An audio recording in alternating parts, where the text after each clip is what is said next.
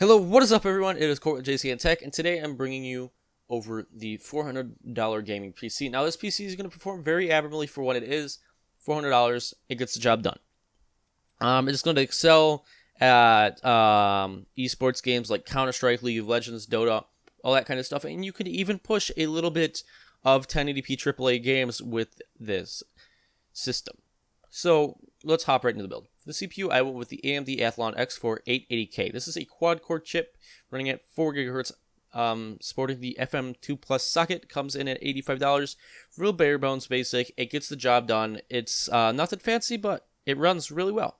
Now, I did go with an aftermarket cooler. It is the Cooler Master Hyper T4. This is basically a 212 clone, and it works very well. I have one on my system, and it allows for really cool temperatures, and it's a lot quieter than a stock cooler. So that comes in at $22, so it's a pretty good deal. So for our motherboard, we went with the ASRock FM2 A78M Pro 3 Plus motherboard. It is a micro ATX motherboard, right in the middle there, so it's not ITX or ATX, which can sometimes have a price premium because of their size, but this is a fairly middle-of-the-road motherboard coming in at $47, 4 DIMM slots, supports everything that you need. So yeah, now let's move over to RAM. So RAM, I went with pretty cheap kit. It's for $34. It's by Team Vulcan. They're a lesser-known brand, but the reviews on Newegg were fairly decent for this RAM kit, so I just decided to go with it. It is two 4GB sticks of DDR3 1600 MHz memory, and it's 8 gigs of RAM, so it gets the job done. Now for storage, I went with just a hard drive.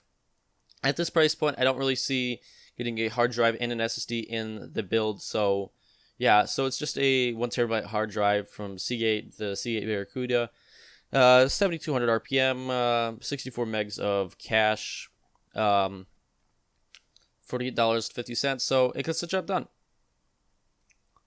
Now, for the video card, we went with the Gigabyte Radeon RX 464 GB.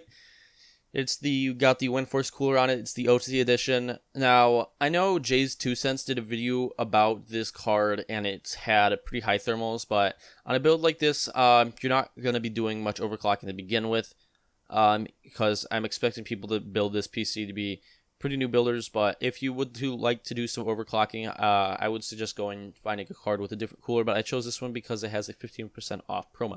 So the normal price for this card is $130. Now, the promo takes off $19.50, bringing it down to $110.50.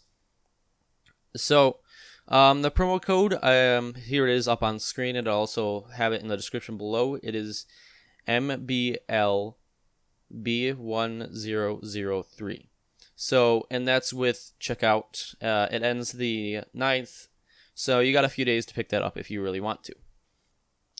So for case, we went with the Rosewell FBM01. It is a micro ATX mini tower case, $25, really basic.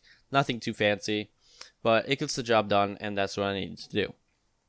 So for the power supply, it is nothing fancy. There is no 80 plus rating. For 80 plus rating, you're going to have to jump up a few bucks, but it is a EVGA power supply, so it's pretty reliable. It is the EVGA 400 watt ATX power supply. Comes in at $29. It's pretty basic, but it gets the job done, and it's by a trustworthy brand, so you can assure that your system is not just going to go blow up into a bunch of fire when you when you first turn it on for the first time. So yeah, guys, I hope you liked this video. If you did, hit that like button. Let me know down in the comments below what you thought about this build, and if you built this build, send me a picture of it on Twitter, which I have linked down in the description. I will also have linked down in the description the PC part picker list, and I will also have the code down there as well. So yeah, guys, if you like this video, and you'd like to see more content like this, hit that subscribe button. I have plenty of content coming out, including a how to build a gaming PC tutorial, which should be out pretty soon. But yeah, so with that, I guess I will see you guys in the next video. Peace.